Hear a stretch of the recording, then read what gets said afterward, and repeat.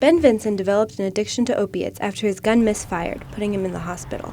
His relationships with family members crumbled because of the addiction, and he became homeless. Well, drugs and alcohol cost me everything. It cost me my family and everything, and I just kept going out and relapsing, and eventually my parents just told me that they were done with me, and I just more or less kicked me out.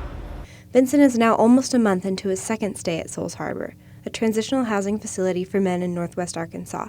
There is room for at most 20 men who can stay for up to 1 year.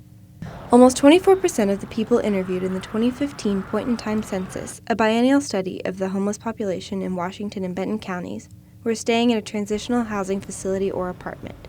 There are about 2,462 homeless people in northwest Arkansas, according to the report.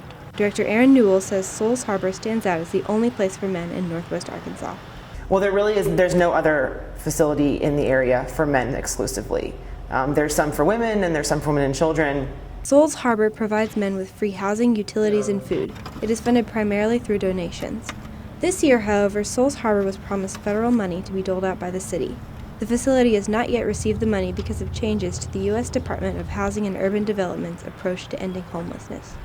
After a 3-year study examining homeless families, HUD officials determined that transitional housing was not an efficient means of ending homelessness and began to cut funding to these programs. I think the biggest frustration I have is I think that there's an assumption made on transitional housing. There's an assumption made that that we're really taking care too much. We're constantly giving, as opposed to supporting. That support comes not only from the food and shelter provided for the men, but also from education. Residents have to take weekly classes in financial responsibility, parenting, cooking, or other topics.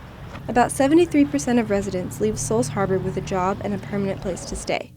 Newell says this success rate is because the men are allowed to ease back into regular life. It's the time that we give them to take care of their immediate needs after treatment.